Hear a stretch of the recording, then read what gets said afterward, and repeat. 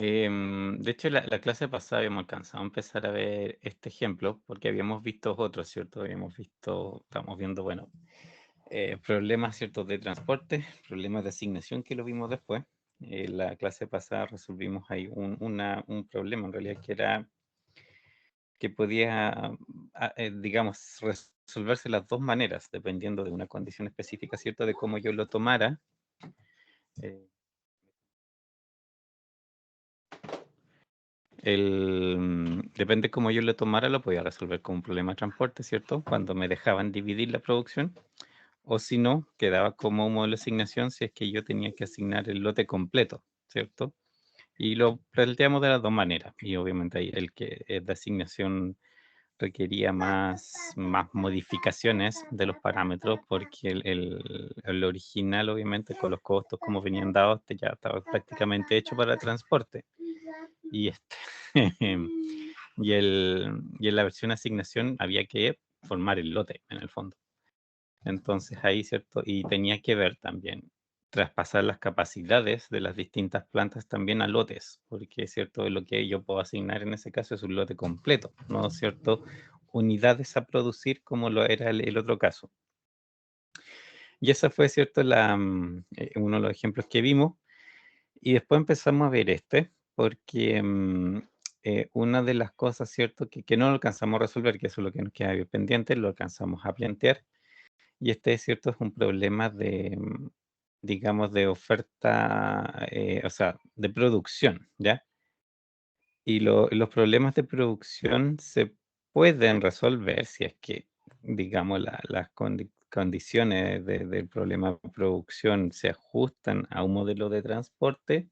Entonces yo puedo, ¿cierto?, resolverlo a través de un modelo de transporte, haciendo el paralelo, ¿cierto?, de que yo tengo, por ejemplo, orígenes, ¿cierto?, que son mis formas de producción, ¿ya? Y hay, y ahí hay que tener cuidado, ¿cierto? Lo que yo les decía y lo que hicimos aquí, ¿cierto? Fue hacer la, mm, una fila, en el fondo, por cada tipo de fuente que yo tengo. ¿Y qué cosa define un tipo de fuente? En realidad pueden ser varias cosas. En este caso, por ejemplo, yo tenía en cada mes, en cada trimestre, eran estos, cada trimestre, ¿cierto? Me daba la posibilidad de fabricar algo en tiempo regular y en tiempo extra, las dos posibilidades. Entonces, son opciones diferentes de fuente de producto, esa es como la mirada que hay que darle. Son opciones de diferentes fuente de producto porque tienen costos distintos, ¿ya? Y capacidades distintas. Entonces, eso lo separa. Si yo tuviese sobre tiempo, si pudiese subcontratar también, qué sé yo, también cada una de ellas va a ser una fila nueva aquí. Y si lo puedo hacer todos los meses, va a ser una fila nueva por cada mes más, por cada trimestre en este caso, ¿cierto? Más encima. Entonces, es muy normal que en los problemas de producción pase esto, que yo me empiece a llenar de filas, hay muchas filas porque hay muchas formas de producir, con costos diferentes, con capacidades diferentes, y todas esas implican al final una fila distinta.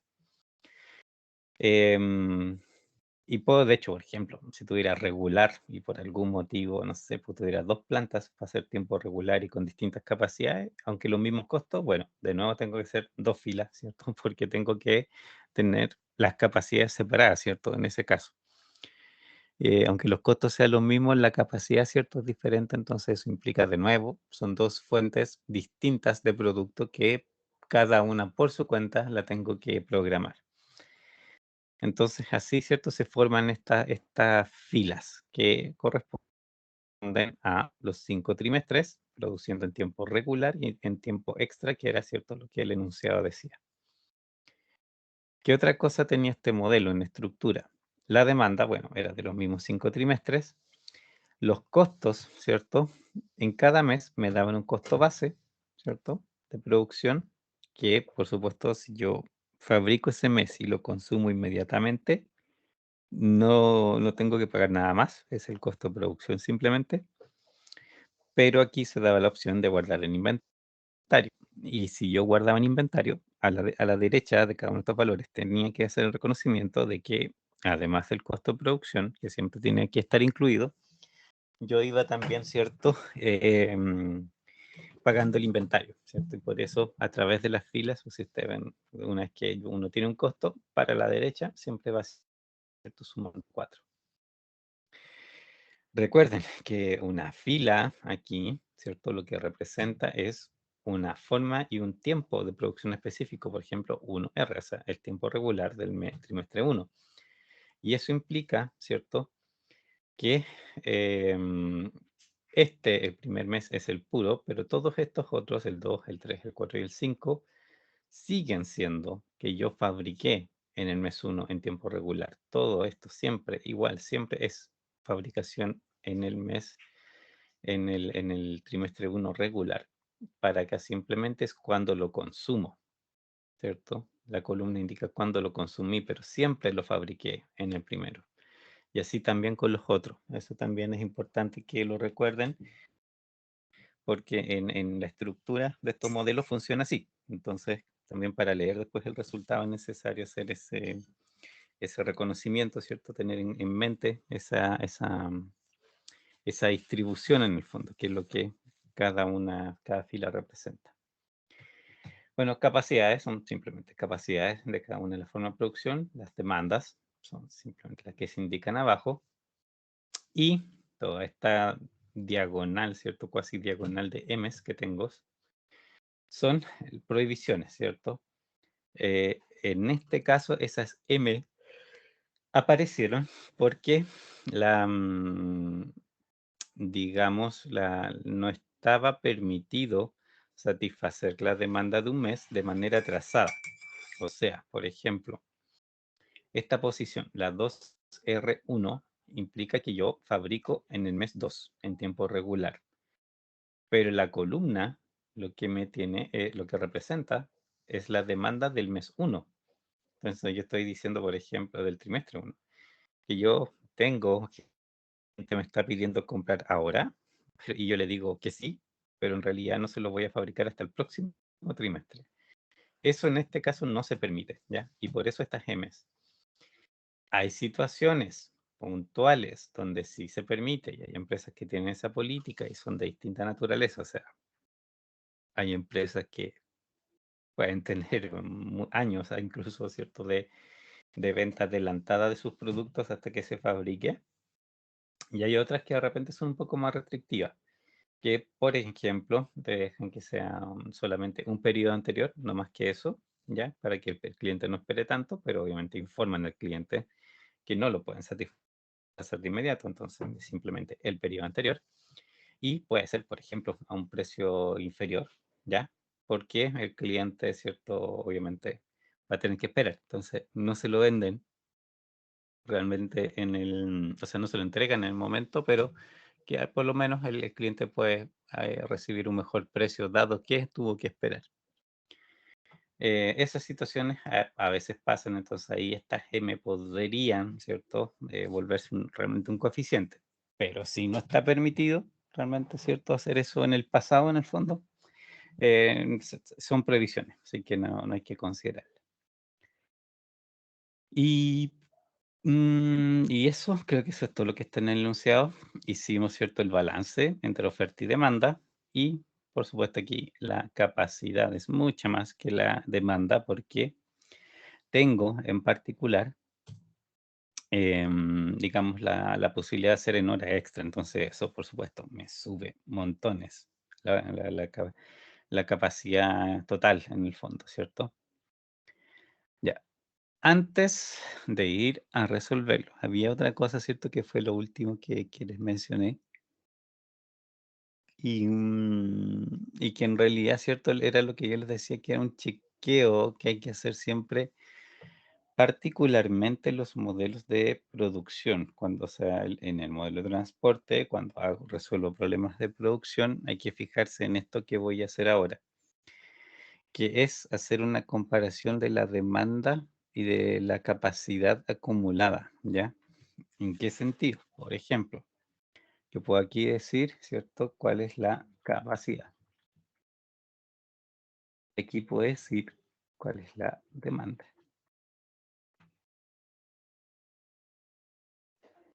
Toda esta capacidad, ¿cierto? A ver si es como media pilla esta cosa, porque es una por medio, ¿cierto? Las regulares y las otras. Déjame ver si puedo copiarlos así. Ya, estas son, ¿cierto? Las regulares y las horas extras eran el 50% de eso nomás.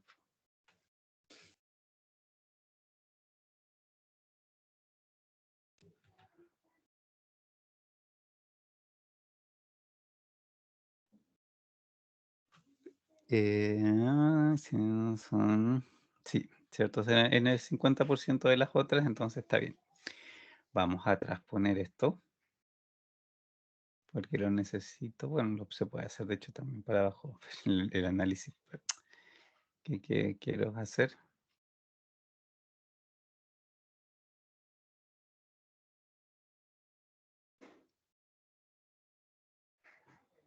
Ahí, y esto lo borramos. Y esto no está bien, digamos, o sea, no, esto lo vamos a poner aquí, capacidad regular, R.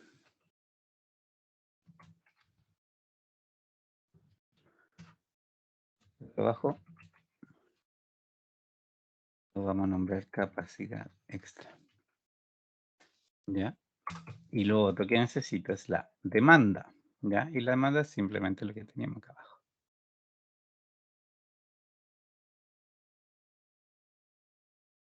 Y esto está ligado a tiempo, ¿cierto? Que era los trimestres.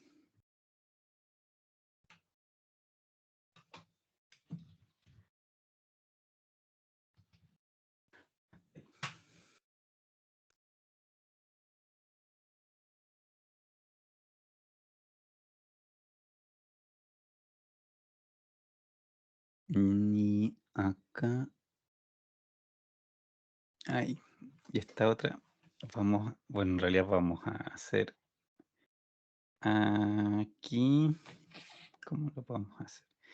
A ver, ¿cuál es la comparación, cierto, que tenemos que hacer? Como decía, tenemos que comparar la capacidad acumulada con la demanda acumulada, ¿ya? Y debería, para que el problema sea factible, la capacidad estar por igual o sobre la demanda que yo tenga. Porque si pasa eso, si tengo siempre más capacidad que lo que me están demandando, entonces es factible que yo lo produzca. Pero eso, ¿cierto? No tiene necesariamente, o sea, obviamente no, y es acumulada, ¿cierto? Porque es en el tiempo, lo que, ¿cierto? Lleva a que no necesariamente yo tengo que todos los meses tener más capacidad que demanda. Hay meses que yo puedo tener más demanda que capacidad. No es problema en la medida que en los meses anteriores yo haya tenido capacidad para hacer esa diferencia que me está faltando. Por eso tiene que ser acumulada. Lo que revisas es en el periodo, en el horizonte de tiempo que uno está revisando, en algún momento tú tienes, ¿cierto?, la capacidad suficiente para haber hecho el producto. Quizás no en las mejores condiciones, pero es simplemente chequear eso, factibilidad, que se pueda hacer. Si no se puede hacer, si esto no resulta lo que vamos a comparar aquí, entonces no sacan nada a conseguir en adelante porque en el fondo el problema no tiene solución, simplemente es así. Entonces, por eso también, ¿cierto? Yo necesito hacer estos chequeos. Vamos a hacer primero la capacidad acumulada. Y la capacidad acumulada es, bueno, el primer mes corresponde, por supuesto, a la suma de mis dos capacidades. Para este análisis tampoco me importa cuánto, em, digamos, si es en tiempo regular o en tiempo extra que yo tengo la capacidad. Me da lo mismo en este sentido. Porque después el modelo elige dónde es más barato y las condiciones son esas simplemente. Así que entonces hoy en día yo no puedo cambiar los costos en ese sentido, simplemente quiero ver factibilidad. 270 en total, es lo que como máximo, ¿cierto?, yo podría llegar a hacer. Segundo mes, como es acumulada, yo tengo disponible en el segundo mes, por una parte, la capacidad del mismo mes, por supuesto, el 230 con el 115. Pero además, tengo la posibilidad del anterior, ¿ya? 615 en el fondo, de mi mes y del mes anterior, la capacidad del mes anterior. Y esto es lo que se calcula para el resto, ¿ya? Hasta el quinto trimestre en este caso, o sea, la suma de todas las capacidades que he observado durante este tiempo, ¿cierto? Hasta el quinto trimestre. Eso es cierto al final. Si lo suman acá arriba, son 1160, que es lo que nos da ahí, que es el total de que yo podría producir en el fondo en este sistema.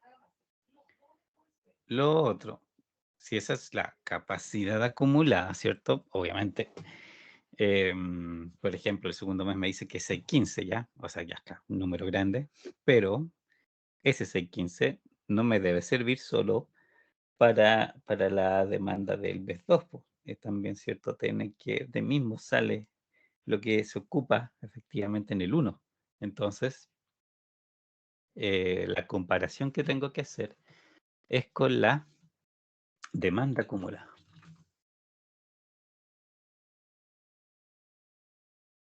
Y la demanda acumulada es casi lo mismo. Es primer mes, la misma demanda que hay. Y el segundo mes, la demanda de ese mes, del nuevo mes, con la de antes, ¿cierto? Y esto de nuevo es acumulado. También a través de todos los trimestres, ¿cierto? Si yo veo aquí en estos 5 trimestres, la cantidad total de unidades demandadas es 1300 y es por supuesto también el resultado de la demanda acumulada. Ahora, ¿cuál es la comparación que tengo que hacer? Aquí obviamente visualmente también se puede ver, pero mejor tenerlo fórmula. Comparación. ¿A dónde estoy? Ahí. La comparación es que la capacidad, ¿cierto?, debe estar siempre arriba de la demanda acumulada. O sea, capacidad acumulada debe estar arriba de la demanda acumulada, siempre. En el primer caso eso es, en el fondo, la capacidad, ¿cierto?, es 270 y la demanda es 200. Entonces tengo técnicamente 70 más de capacidad, ¿cierto?, ese mes en particular para poder hacer los productos, ¿cierto?, que están demandando. Eso es lo que me sobra en el fondo, pero aquí lo importante no es este número en particular, sino que sea positivo, porque estoy, ¿cierto?, es capacidad menos demanda lo que estoy haciendo, esa resta. Entonces necesito que estos números sean o 0 o positivos. Y aquí, ¿cierto?, si lo hago la misma resta en todas las otras posiciones donde haya 2 meses acumulados, 3 meses acumulados, 4 meses acumulados y 5 meses acumulados, la diferencia, ¿cierto?, si se fijan, siempre sigue siendo positiva, no necesariamente positiva. ¿Se entiende esta idea de la comparación de capacidades y demandas acumuladas? Sí, profe, y consulta. ¿Por qué lo del trimestre 1 le quedó un 70? ¿No lo suma a la capacidad acumulada del trimestre 2? No, porque en realidad es que la acumulada, en el fondo, o sea, igual estos números de abajo también te indican lo que sobra acumulado. También no es solo del trimestre en particular, sino también es de todos los anteriores. Esa sobra igual se viene acumulando. Ah, ya. Sí, ahora sale. Ya. A ver, déjame mover esto para acá. Ya. Entonces, esta comparación de la demanda y capacidad acumulada la tienen que hacer siempre, ¿ya? En los problemas de producción, uno a veces no se olvida que hay que hacerla. Y después cuando uno ve los resultados y encuentra algo raro en los resultados, uno se da cuenta, o si es que de repente uno se pasa harto rato antes de darse cuenta que había un problema de este tipo, que era un problema de factibilidad en realidad, que no me di cuenta, que hay más demanda que producción en algún momento específico y eso obviamente em, el modelo, de hecho el modelo va a resolver igual el problema, pero en esos casos es altamente probable que lo que haga sea asignar un valor a una variable, ¿cierto? Estén con una M, les va a asignar un valor porque no va a encontrar salida, porque tiene que factibilizar, o sea, tienen que entregar la solución factible y no le va a quedar otra, ¿cierto? Que asignar un valor a la eh, que asignarle cierto un valor a la solución, a alguna variable, va a tener que hacerlo. Y si no puede con las reales, las que realmente corresponden a producción real, bueno, va a ver en el resto, porque el resto lo que tiene son estas variables que representan las prohibiciones. Y les va a poner un número ahí, o sea, el coeficiente que nosotros ponemos, ¿cierto? Esa M, ese coeficiente grande, es para evitar que el modelo lo seleccione, porque es un costo en relación a los demás demasiado alto. Pero obviamente, cuando realmente el software no tiene opciones, lo va a elegir igual, si es un número. No tiene la forma de prohibir en ese sentido, es como bien sutil, pero pues si por estructura no tiene dónde ir, va a tener que elegirlo igual. Y ahí, por eso también, cuando se ven las soluciones de esto, también les recomiendo, ¿cierto?, de mirar bien y tenerlo con colores, también esta tabla, y ver si les quedó de repente una M en alguna parte, o sea, un valor, la variable, quedó con, digamos, un valor distinto de cero, ¿cierto? Hubo una asignación efectiva cuando en realidad, ¿cierto?, tenía una prohibición. Ya, el modelo sí está casi completo. Lo que falta ahora es un detalle que es el mismo detalle de siempre. Y sería, llamemos el secto, es un secto falso. No, ese color no. Ahí, quizás, pero la letra no ayuda mucho ya. Lo que nos falta es que modelo de transporte. Debemos hacer cuadrar oferta y demanda, ¿cierto? Y en este caso yo tengo mucha más capacidad que demanda. Entonces necesito, ¿cierto?, crear un nuevo, en este caso un trimestre de demanda, si quieren verlo de esa manera, pero obviamente no existe como tal, no es que continúe después del 5, en realidad no existe. Y esta sexta columna es la que se va a absorber los 860, ¿cierto?, que están ahí, que son el total de capacidad que en realidad no me sirve. La fórmula hay que corregirla.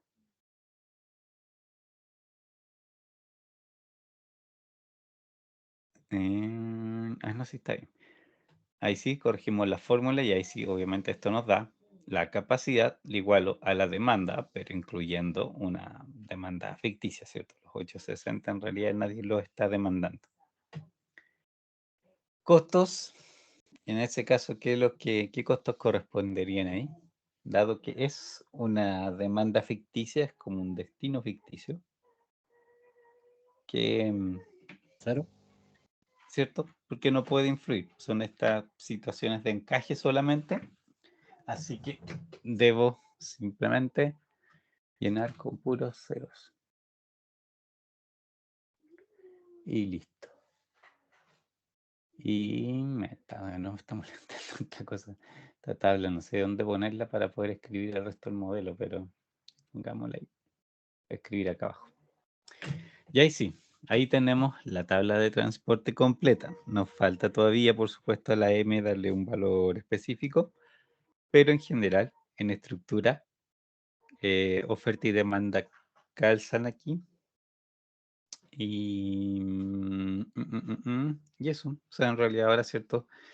Necesitamos llevarlo a Lingo para resolverlo. Aquí, una recomendación también para los problemas de transporte en particular. Yo separé, ¿cierto? En vez de nuestras tradicionales filas, que eran simplemente correlativos, 1, 2, 3, 4, 5, 6, y que con eso, ¿cierto? Yo armaba los índices de las variables, X11, X12, X13, ustedes sabían que el primer índice era la fila, ¿cierto? De la tabla, segundo índice, la columna de la tabla, y listo. O sea, no hay más opciones en ese sentido. Pero aquí, y los problemas de producción en general, como muchas veces, ¿cierto? En un periodo de tiempo yo tengo varias opciones simultáneas, esta identificación, ¿cierto? Es más clara, ¿cierto? Porque, por ejemplo, si yo usara aquí solamente correlativos de 1 a estos, ¿cuántos son? Debe ser 10, claro. Si hubiese usado solo índices, del 1 al 10, por ejemplo, hubiesen sido los números de la fila. X11 habría sido el tiempo regular del trimestre 1. X21 habría sido el tiempo extra del trimestre 1. Y X31, ¿cierto? Hubiese sido, teóricamente, el valor de la variable, ¿cierto? Como dijera, el nombre de la variable, ¿cierto? Se me fue la idea. Digamos, representa, ¿cierto? O sea, esta nomenclatura les permite ubicarse directamente, ¿cierto? De qué es lo que están hablando dentro de todas las combinaciones que pueda haber. Aquí tenemos como 5 trimestres, ¿cierto? Y 2 formas de producción solamente. No es tanto, no es como tan grave en ese sentido. Igual, obviamente, pues ya son 10, o sea, si tenemos más tiempo de planificación y más formas de producción, olvídense, las variables van a crecer significativamente. Entonces, identificar en esa situación algo que solamente con un correlativo y después, por ejemplo, estarse acordando que, no sé, pues le aparece el índice 7, que les dice un X72, por ejemplo, ya. ¿Y qué es 7? O sea, ¿qué cosa era 7 en esto? ¿Cierto? En realidad tienen que empezar a ver cuál es la fila 7 para llegar a identificar, ¿cierto? Que se trataba del tiempo regular del trimestre 4, ¿ya? Entonces, para no estar haciendo eso, es mejor usar variables que sean en términos de su lectura más directas de partida y por eso más simples, pero son variables que van a mezclar números y letras de una manera, digamos, que ustedes hasta el momento, ¿cierto?, no han visto mucho. Entonces, como en este caso se llamarían mis... Ay, que hice la borra ya. Ahí sí, aquí. ¿Cómo se llamarían en este caso mis variables? Igual puedo decir que es X, ¿no? Eso no es necesario que cambie, pero mi primer índice aquí se va a llamar 1E, no 1, 1R, el primero, ¿ya? No uno solo, porque yo necesito identificar el trimestre, el 1, pero además de eso necesito separar entre el tiempo regular y el extra, entonces necesito que en el nombre de la variable esté incluida esa separación de que es 1 R o E. Y el otro, por supuesto, es el demanda. La variable representa cuánto ustedes van a fabricar en el trimestre 1 en tiempo regular para destinárselo al trimestre 1 también de demanda. Y así queda la fórmula, ¿cierto? La variable queda más completa, ¿cierto? Les dice inmediatamente y pueden leerla directamente para dónde va. El Lingo, en términos de nombres de las variables, no se hace ningún problema con que tenga esta estructura, que sea letras, letra, número, ¿cierto? X1, R1, en el fondo es una mezcla, ¿cierto?, de letras y números. Y no, ¿cierto? En todos los otros casos que hemos visto siempre era letra primero y después los números, los índices. En este caso tiene esta estructura y para Lingo no hay ni un problema con eso, ¿ya? La única regla que tiene, o sea, hay como dos reglas que tiene Lingo para el nombre de las variables. Una, de que no sea un nombre que ellos ocupan para otra cosa. Por ejemplo, por decir algo, ustedes no pueden ocupar una variable que se llame min, porque min, Lingo lo ocupa, ¿cierto?, para señalar minimización. Entonces no pueden ocupar esas palabras que Lingo ocupa para otra cosa en alguna parte, porque no va a entender qué es lo que le están diciendo. La va a interpretar no como una variable, sino como una orden. Y la otra regla es que simplemente lo que ustedes escriban como variable debe partir con una letra. Pero después de lo que pase la letra, a gusto de ustedes. Números, letras, guiones, muchos símbolos se aceptan, no todos. Esa es otra prohibición que tiene, que es como sensato. O sea, hay, por ejemplo, signo de exclamación, el punto y coma, los operadores matemáticos, todas esas cosas, obviamente el Lingo les tiene otra interpretación, entonces no pueden incluir ninguno de esos, digamos, signos, obviamente, en el nombre de una variable, porque el Lingo lo va a interpretar como una operación, pues no como una parte del nombre. Entonces, dentro de eso se tienen que restringir, obviamente, y dar un nombre que ustedes se aseguren que el Lingo no lo va a malinterpretar. Pero además de eso, si son letras y números comunes y corrientes, todos los que las combinaciones que ustedes necesiten para que las variables se lean claras. Y esto, no, aquí esto se corrió, sí, porque tenía que fijar la columna. La columna, se me perdió el signo peso ahí. Y la fila.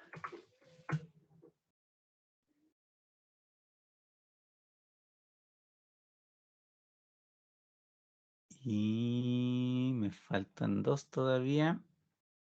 Ahí. Y ahí tengo, esas son todas las variables. Las X1, 2, 3, 4, 5 y RE para usar en el mes 1, en el mes 2, en el mes 3, en el mes 4, en el mes 5, en el mes 6, ¿cierto? Trimestres. Ahí están las 10, ¿cierto? Por 6, 160, o sea, perdón, 6 por 5, ¿cierto? Perdón, son 6 por 10, 60 variables, ¿cierto? En total. Son 60 variables en total que este problema tiene. Y yo también en algún momento les mencionaba, ¿cierto?, que estos problemas, y sobre todo los problemas de producción, aunque en general se pueden dar, pero estos problemas en muchas situaciones, cuando los empiezo a trabajar en escala un poco más real, empieza a pasar esto. O sea, pueden tener muchas variables, porque si tienen muchas formas de producción,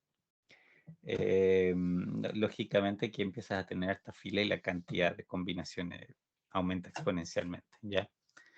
Así que, pero es la misma estructura de siempre. Entonces, en el fondo, no hay en ese sentido nada, nada que los vaya a confundir más allá de lo que ya han visto. Es simplemente lo mismo, pero trabajando con muchas más variables. ¿Alguna duda antes de seguir? Porque ahora, ¿cierto? Tenemos que un poco trabajar la función objetivo y las restricciones para irla a resolver al INCO. ¿Alguna pregunta? No, profe. No, ya. Vamos a escribir la función objetivo entonces, ¿cierto? Para pasarla a Lincoln. Es igual. Coeficiente. Y es solo 1 con un por.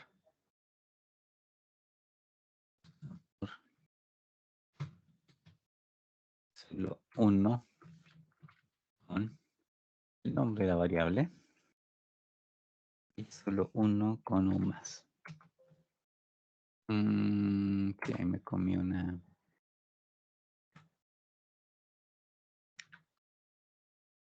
Ahí. Ahí sí, ¿cierto? 100 por x1 r1 más es el primer elemento de la función objetivo. Y esto Y lo replico para acá.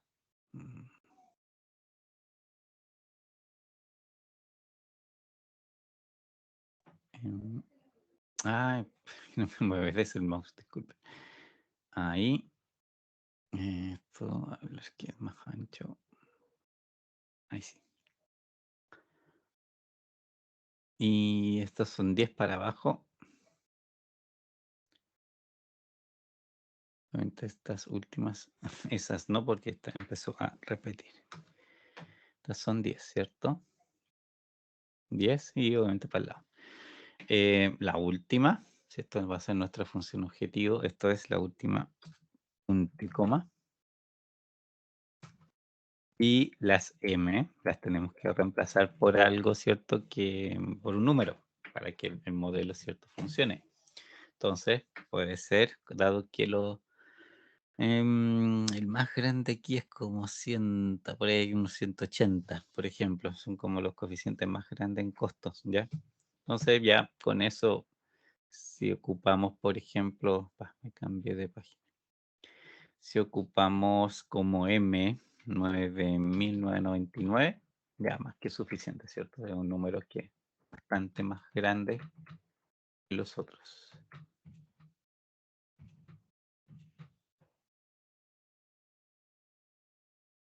Y eso, ¿cierto? Todos los demás están ya. Y ahí sí nos queda nuestra función objetivo con las M's, ¿cierto? Que son en realidad, ¿cierto? Los 9.999. ¿Qué más? Las restricciones, nuestras típicas restricciones. Ahí, pero esto no es tan grande, ¿cierto? Porque nuestras restricciones son puras sumas de variables. No, me equivoqué, ok. Me falta que el suma. Ese, o sea, es igual. Sí, X1 es R1 y hasta X1 R6 es igual. Y acá la de la capacidad, esa capacidad con un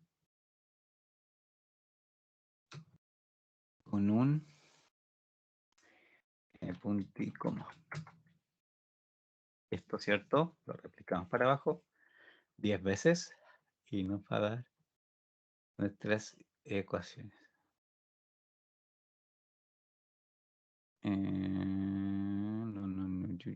Va.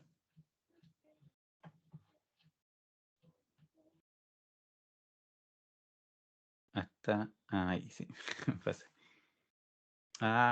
Oh, pero perdón, si el mouse no sé qué le pasa, está como pegado, tiene... De repente reacciona, le hago clic y no me hace nada. Y de repente como que se vuelve loco y hace hace más cosas de las que pedí o tiene órdenes acumuladas, está como muy raro. Ya. Y bueno, vamos a agregar acá abajo la demanda.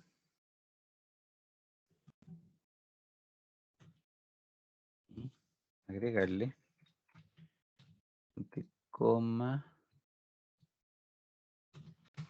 Sí, cierto. Y para acá. De ahí, bueno, primero pasamos esta, ¿cierto? Pero la vamos a llevar primero el INCO y después, ¿cierto? Llevamos el otro grupo de restricciones, pero también primero tenemos que llevar la función objetivo. Lingo, abramos Lingo. Agrandemos la letra.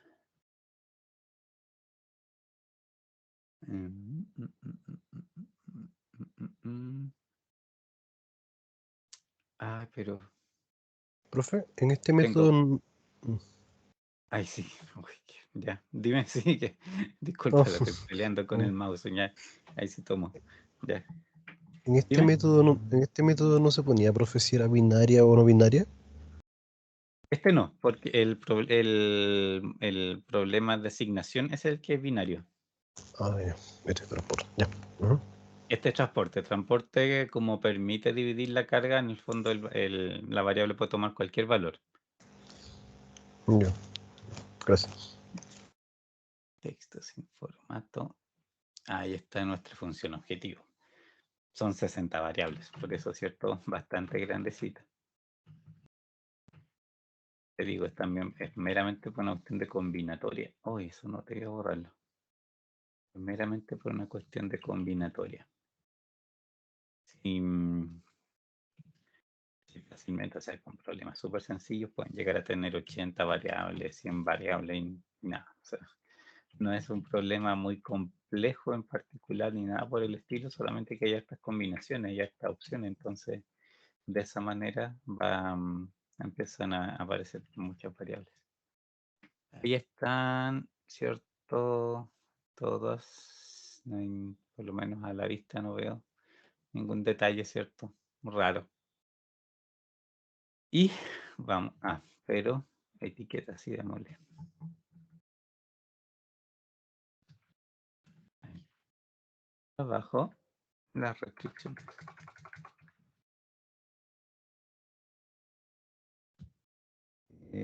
Ahí.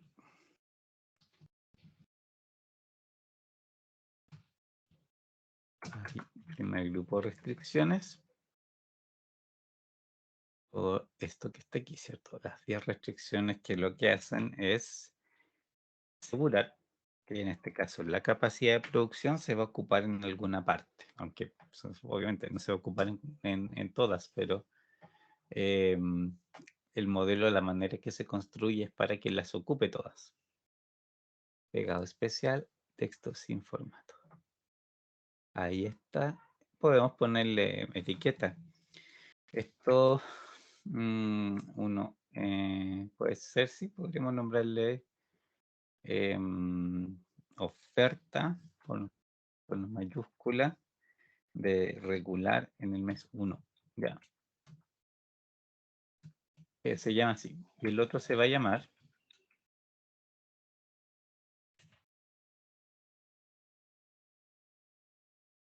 oferta extra en el mes 1. Y para abajo tenemos obviamente todas las ofertas regulares en los distintos meses. ¿De dónde estoy? Ahí. Ahí lo corrijo los índices.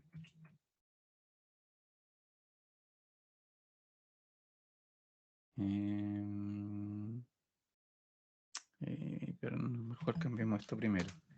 El 2, el 3, 4, la operación regular en todos los trimestres.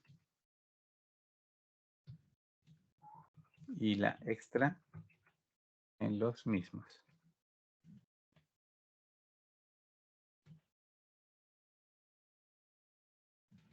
Ahí y ahí. Todo extra también en el 2, en el 3, en el 4 y en el 5. Hasta ahí, ¿cierto? Bueno, tenemos las 10 restricciones de fuente de producto. ¿Ya? Cada fuente de producto para mí representa una fila distinta, ¿cierto? En este modelo. Y ahora vamos a nuestra tabla a hacer un pequeño truco. Pasamos esto para acá, pasamos esto para acá. Y tenemos en la columna ahora la restricción, ¿cierto? Que necesitamos de la demanda en este caso, ¿cierto? Todas nuestras 6 restricciones de demanda. Son 6 porque, ¿cierto? Tenemos una ficticia. Y esto es lo que necesitamos transponer, porque lo que aquí está en la columna, a mí necesita hacer una fila para que lo pueda ingresar en el modelo. Y acá, pegado especial, valores, transponer. Sí, no está, sí lo he marcado, ya. Está bien. Y seleccionamos esto. Seleccionamos, copiar. Y nos vamos al link. Y pegamos. Texto sin formato. Ahí está, ¿cierto? Nuestras 6 restricciones de por el lado de la demanda, ¿cierto? Una en cada trimestre. Etiquetémoslo, pero esto es más fácil porque son solo demandas. Puede ser desde A1 más así.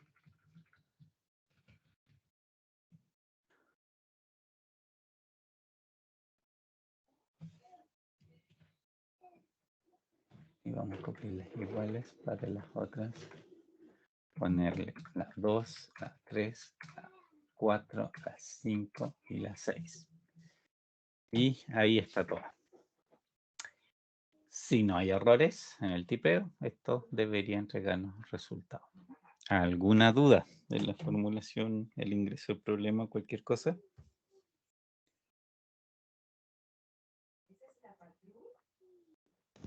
No, un poco de ¿No? práctica nomás, pero no. Sí, en realidad es como acostumbrarse nomás a hacerlo, pues las fórmulas son siempre las mismas.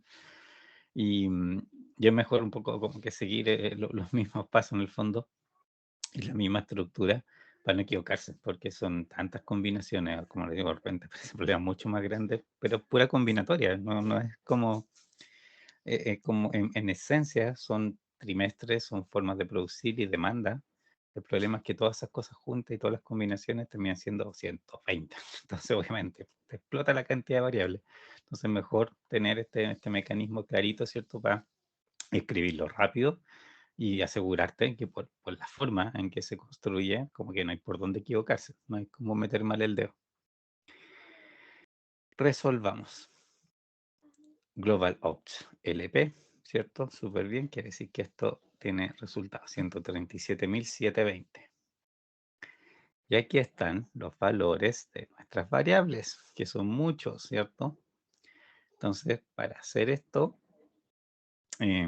acá vamos a agregar una hojita extra donde me voy a traer los valores que entrega esta cosa para poder procesarlo. Hasta ahí. Y llego acá y lo pego acá. Nosotros vimos cómo separar esta información o no. No me acuerdo si fue con usted o con la otra sección que lo vimos. Lo del texto en columnas. No lo mismo. Ya. Como ven, lo que seleccioné, ¿cierto? Del Lingo fue toda la sección completa, incluyendo, ¿cierto? Hasta las orillas. Tienen que ser, sí, todo completita. Que tiene las columnas de la variable, el valor de la variable y el costo reducido, ¿ya? ¿Para qué hice esto? Lo copié acá, ¿cierto? Y como es texto, ¿cierto? Excel, que no lo intentó dividir ni nada, simplemente lo pegó en una sola columna. Aquí en la columna A está toda la información junta. ¿Qué voy a hacer?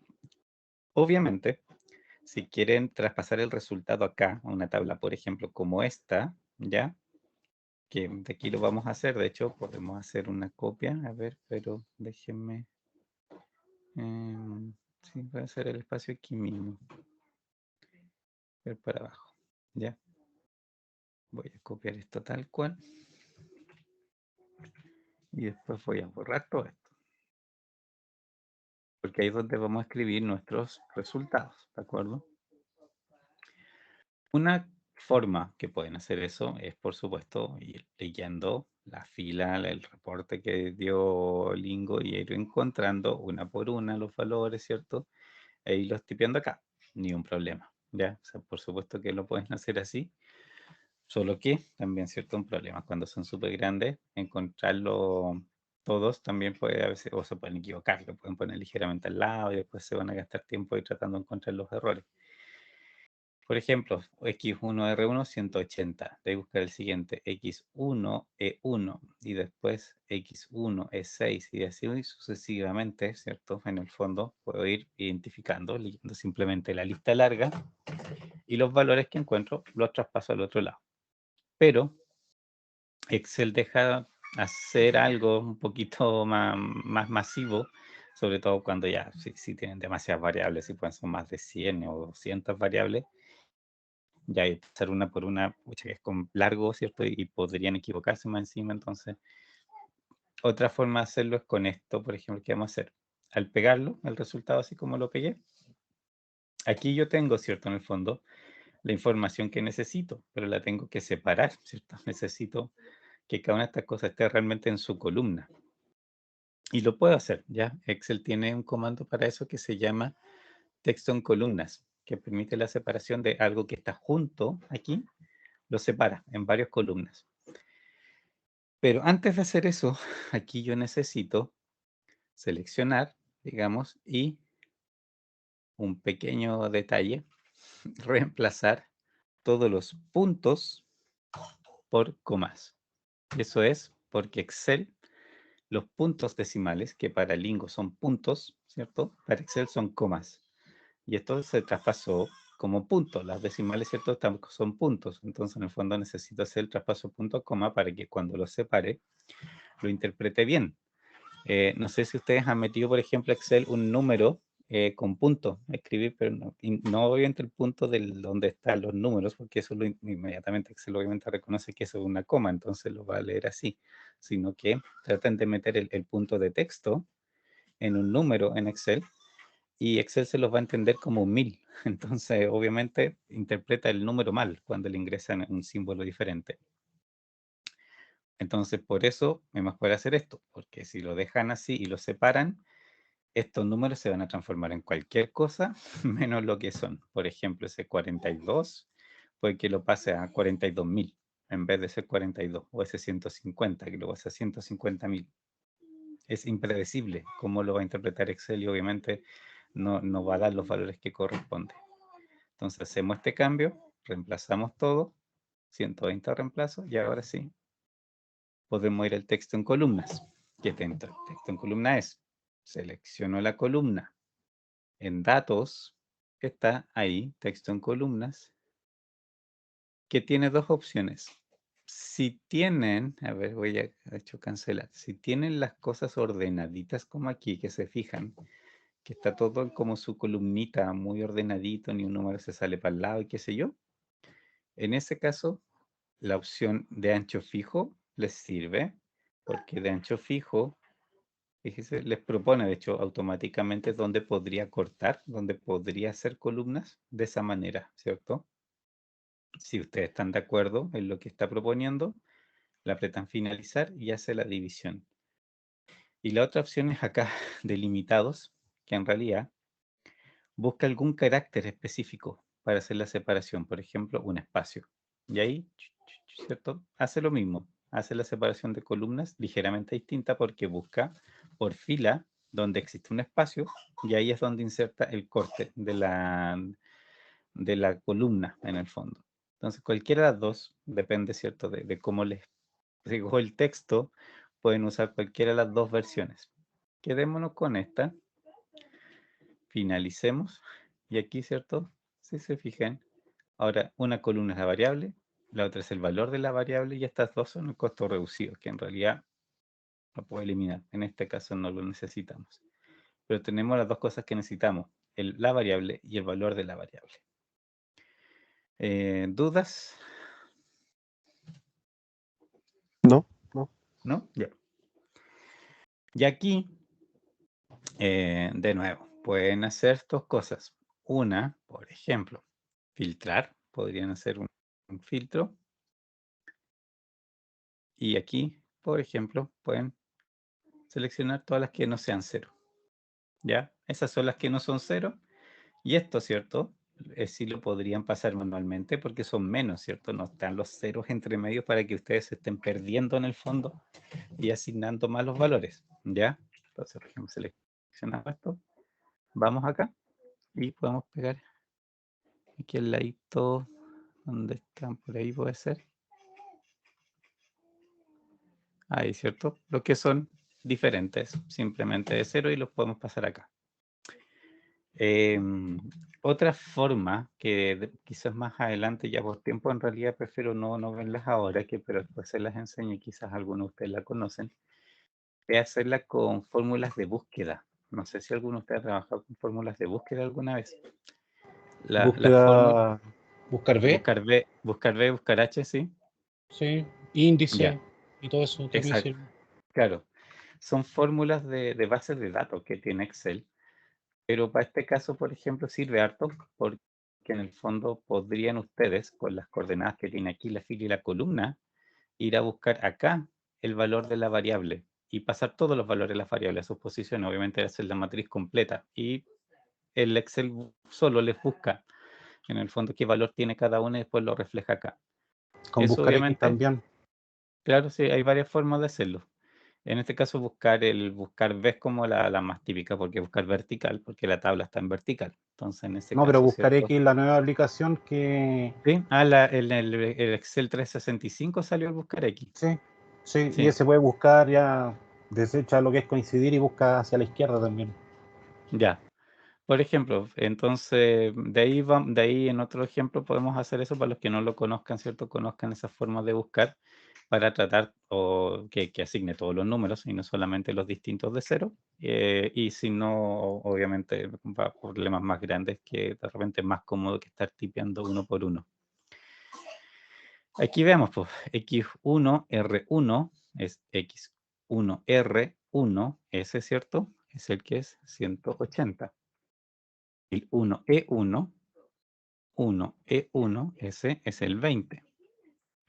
1E6, 1E6, ¿cierto? Es 70. 2X2R2, X2R2, ese, ¿cierto? Es el 150. X2R3, X2R3, ese es 30.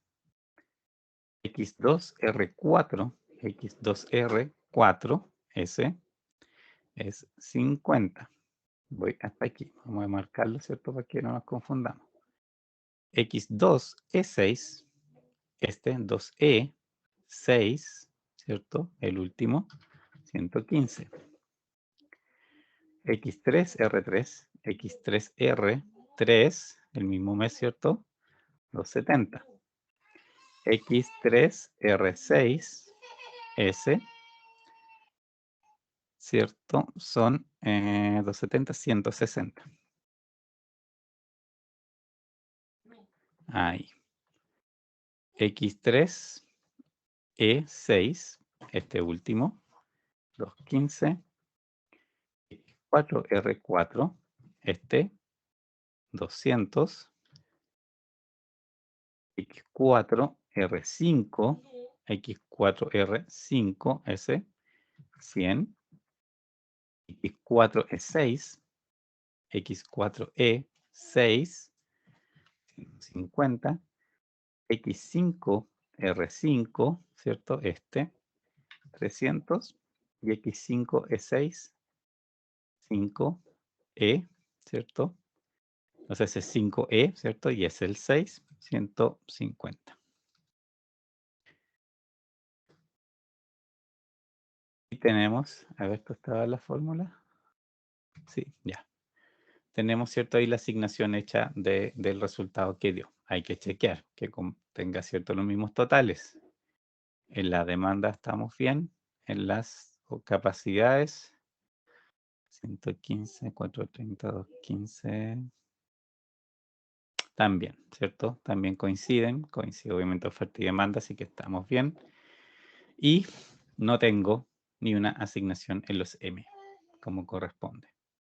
Así que la solución sí es, digamos, sí es solución óptima para esta situación. De ahí, bueno, hay que leerlo, obviamente, si eso de hecho, en la próxima clase podemos partir ahí haciendo los últimos detalles de este problema, que es leer cómo hizo la asignación, cuándo fabrica, ¿cierto? Cuándo fabrica exactamente y cuándo lo ocupa en el fondo. Y esta columna, por supuesto, representa todo lo que no se ocupó al final de la capacidad, que es lo que de esta capacidad posible realmente no se llegó a ocupar. Si se fija en tiempo extra, solamente se ocupó primer trimestre, pero la solución por los datos era un poco obvio que iba a pasar eso, pero aquí esto lo confirma. ¿Dudas, consultas que tengan? No, profe. ¿No? Ya pues chicos, entonces ya nos veríamos la próxima semana, lunes.